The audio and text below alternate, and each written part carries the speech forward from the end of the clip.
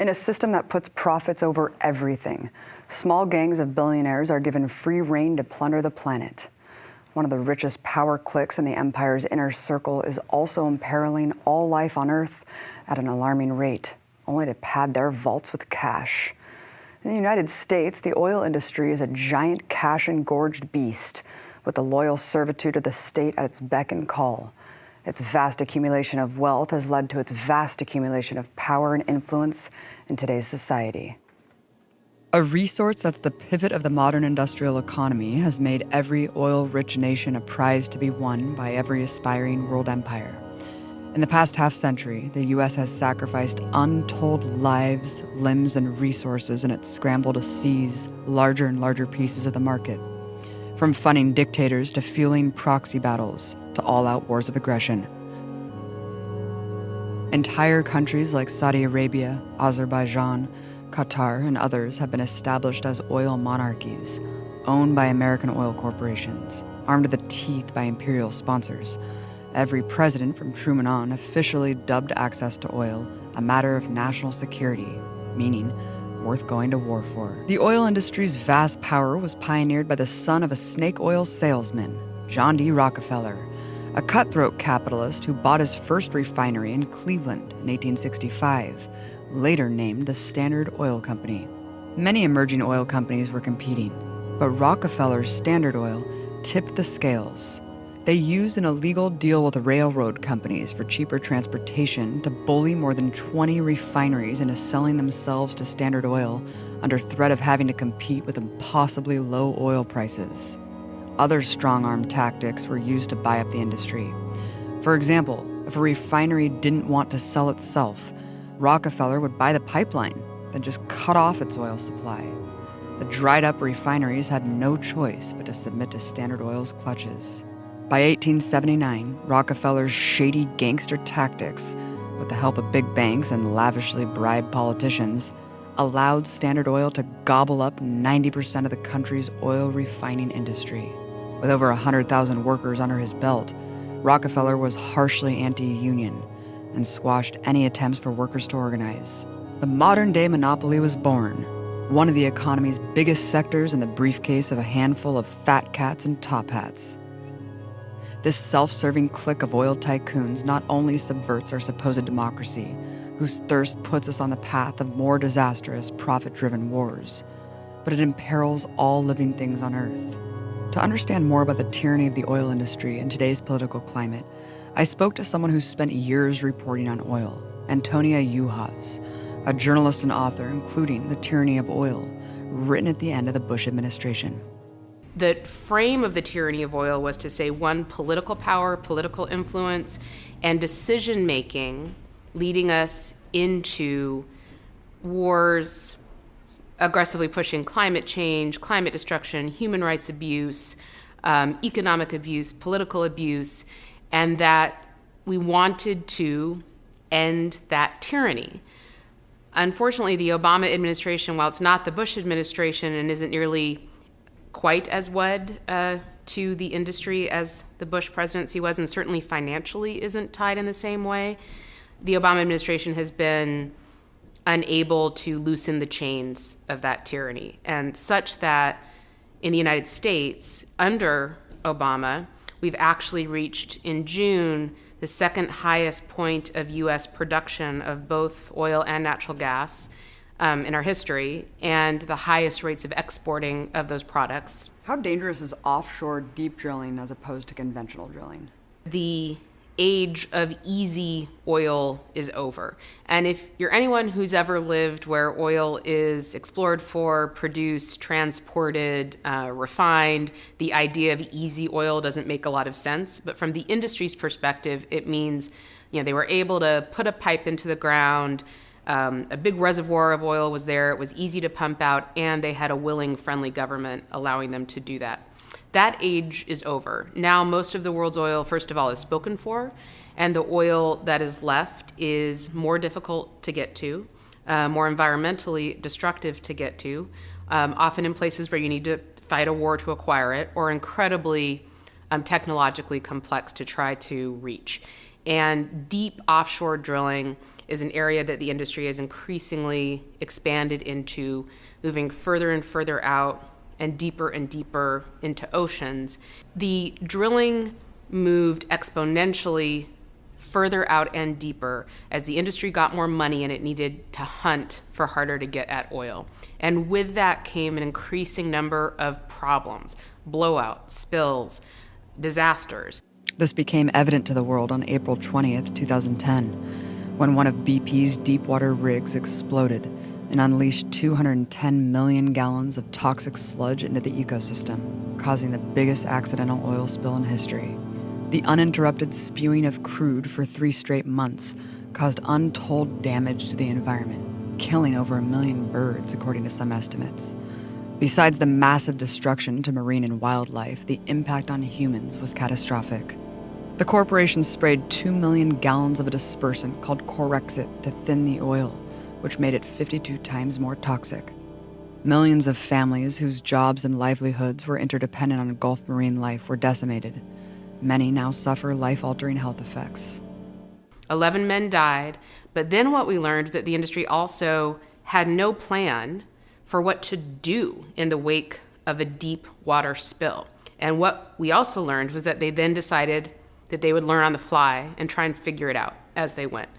What they figured out was that they couldn't control a deep water spill, and the only thing they knew how to do, the only thing that ultimately closed the well, and it took 3 months for this to happen, was to drill a second well, drill a whole other set of pipe, intersect with the original one, and close it up. In the interim, the largest offshore drilling oil spill in history unfolded. I was actually in a submarine at the site of the BP oil spill, and what exists down there is basically the life that could get away got away, and the life that couldn't was just nuked by the oil. And there is a massive blanket of oil on the bottom of the ocean. It will probably be there forever. Greg Palast, another journalist who's been on the ground investigating major oil spills from Exxon Valdez to BP, has found a common thread in a common disaster. This is not the first time that there was a blowout of a deepwater well by BP and an explosion. They had had one only 17 months earlier in the Caspian Sea, and it was completely covered up. It was covered up by BP. It was covered up by the government of Azerbaijan, what I call the Islamic Republic of BP. They completely own that state. And it was also, it turns out, when I read the WikiLeaks documents, it was covered up by the United States State Department.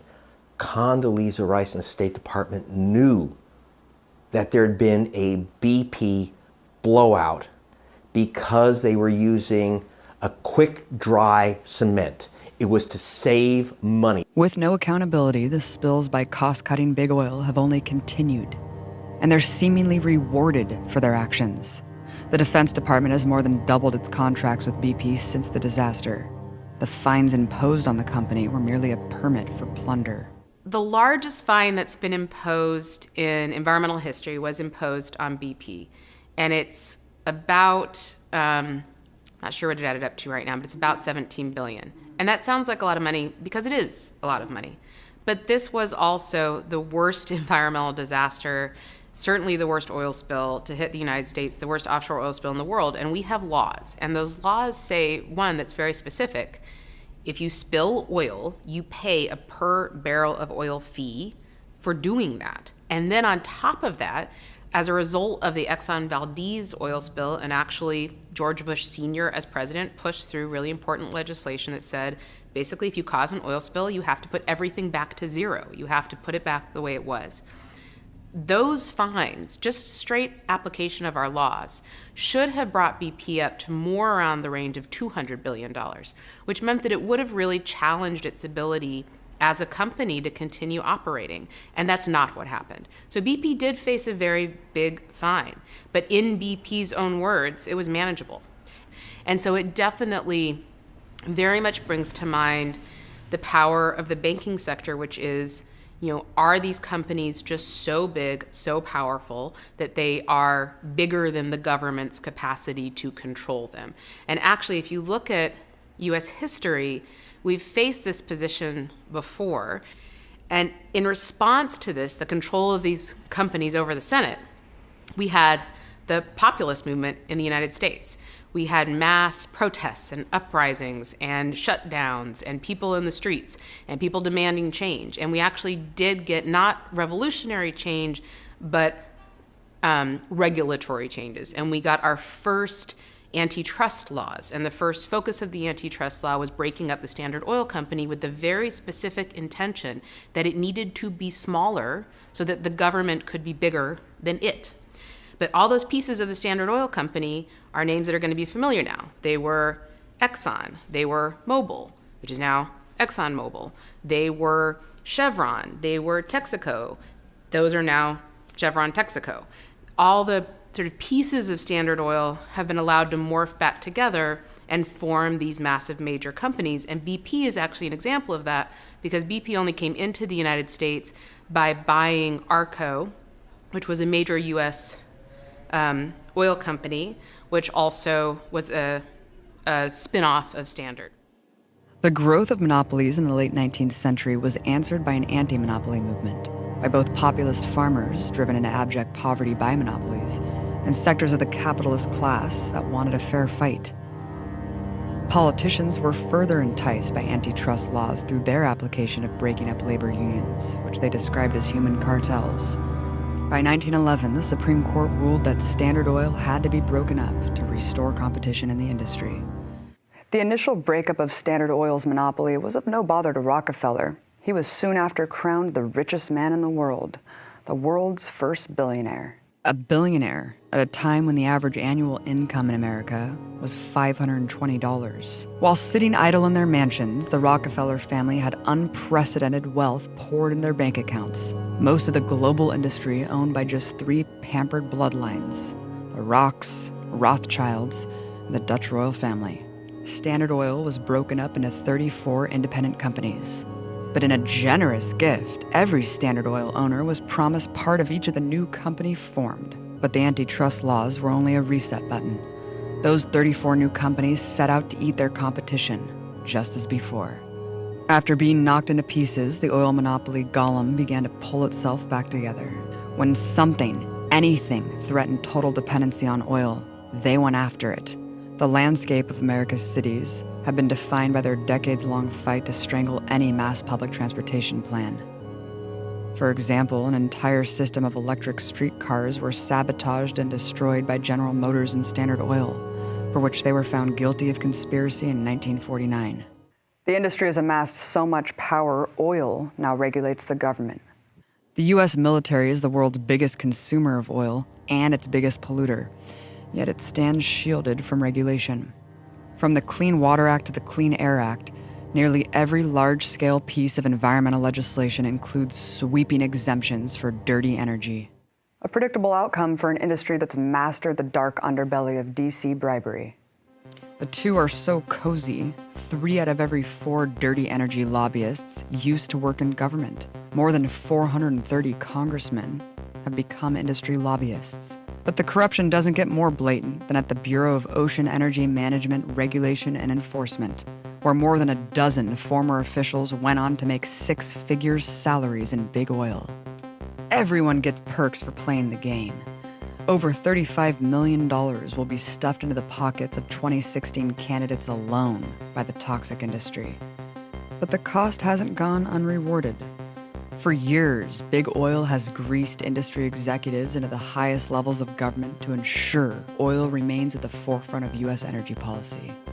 The Bush family dynasty is one of oil, and both presidential administrations did everything in their power to line the tar-filled pockets of oil CEOs.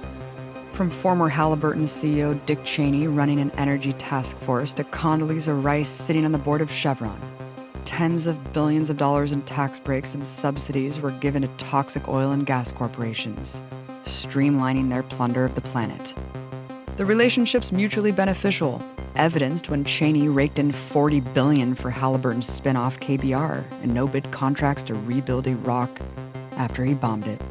Under Obama and an array of newly available drilling opportunities, the U.S. has become the world's top oil and gas producer.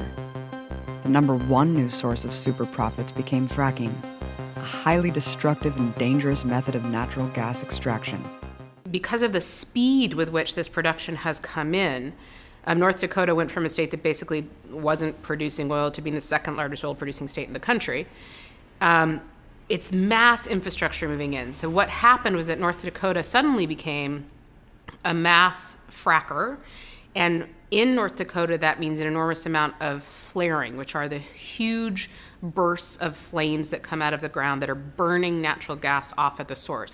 And you had what was beautiful land, buttes and wild mustangs, and an area that's a Native American reservation where communities have lived for a very long time, just now turned into a frack zone.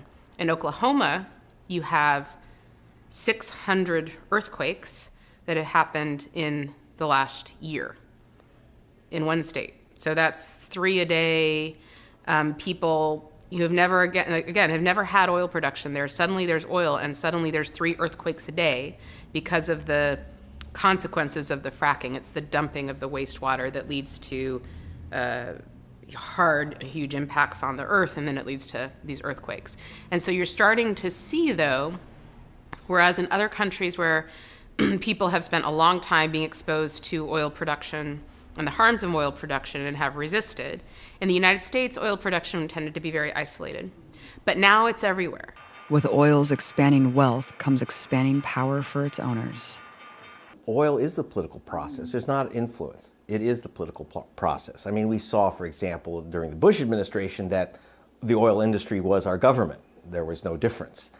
Now it's more subtle, but the influence of energy is powerful and still there. It's just more complex how it operates. If you look at for example, the Republican Party right now, you have every presidential candidate, endorsing the XL pipeline, more than endorsing, falling in love.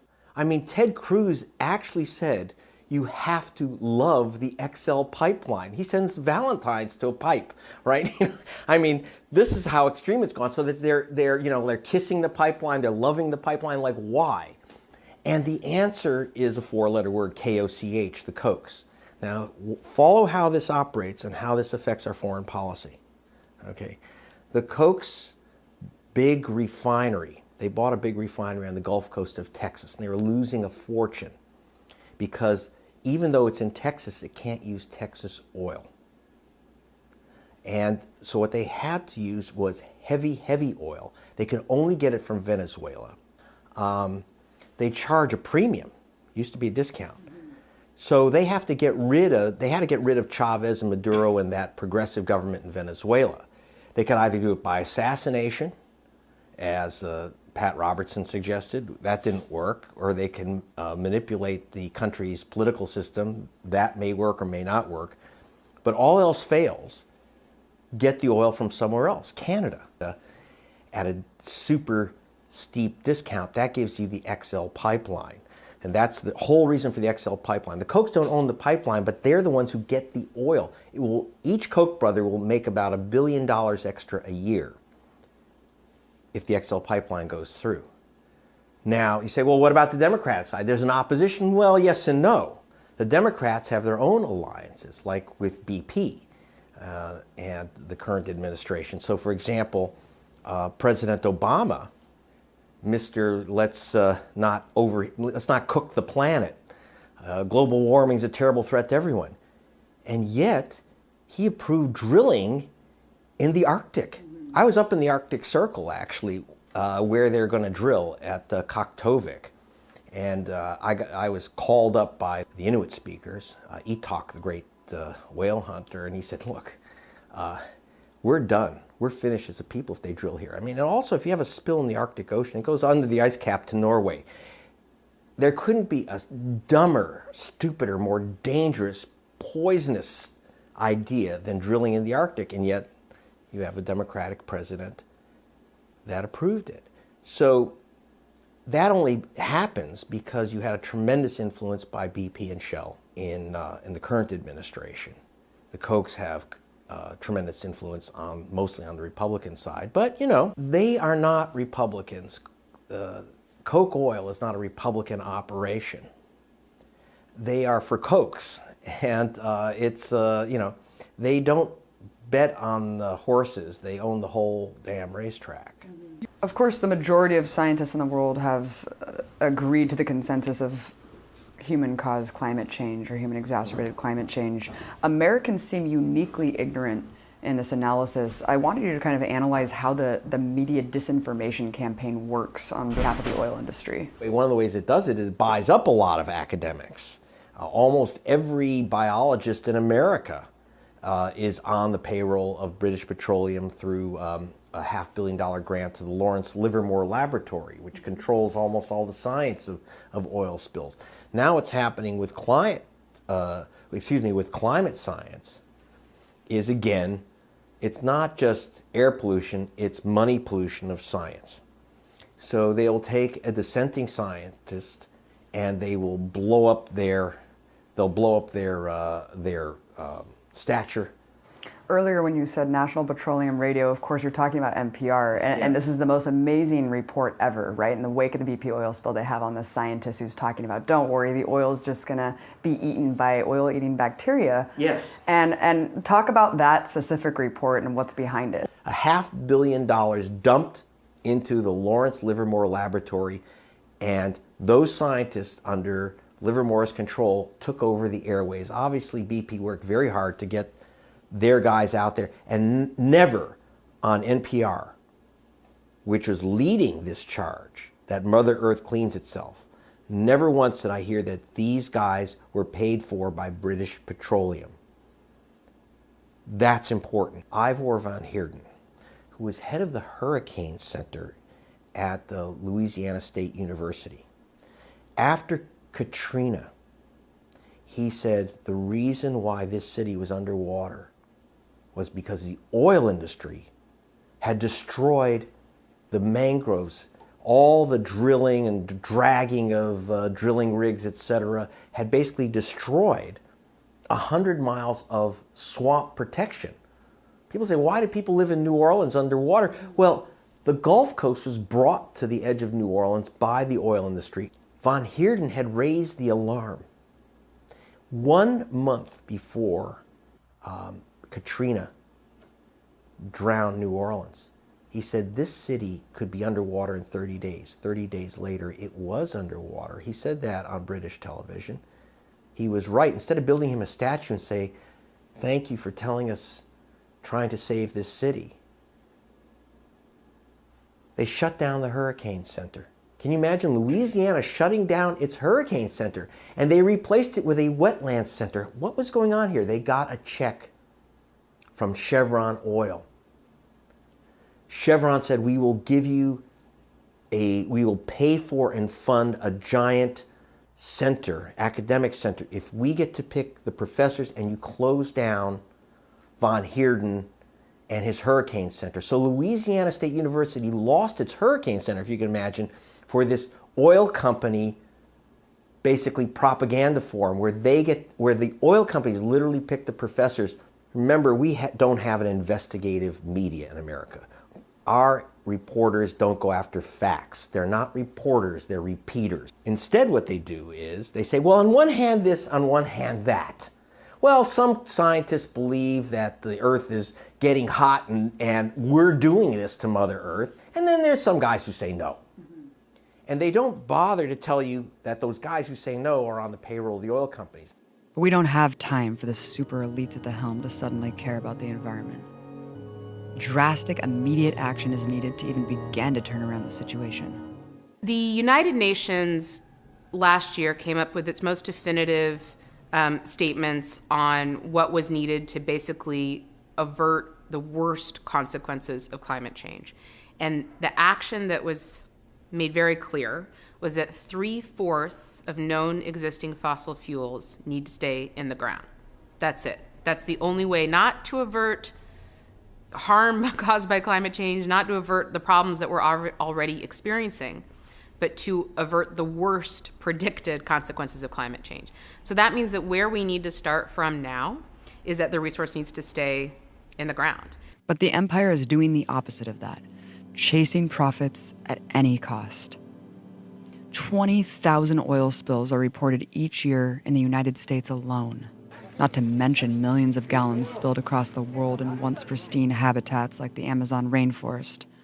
In the Niger Delta, they have had the shocking equivalent of an Exxon Valdez spill every single year for the past 50 years, courtesy of untouchable overlords like ExxonMobil and Shell. More oil spilled from train crashes in 2013 than in the previous 4 decades combined, or more than 1 million gallons of crude oil spilled from derailed train cars across the country. In 2014, the number hit another record high. Yet rail remains the #1 preferred mode of transportation for oil companies. Hundreds of thousands of miles worth of pipelines traverse the length of the U.S., a stretch of ticking time bombs of potential disaster run by unregulated, cost-cutting owners. Between 2008 and 2012, over 500 oil industry workers lost their lives in on-the-job accidents, a rate 8 times the average of other industries. So much detriment for a resource that's not even necessary. If this system put the needs of people and the environment first, there would be little dependency on such a damaging fuel source.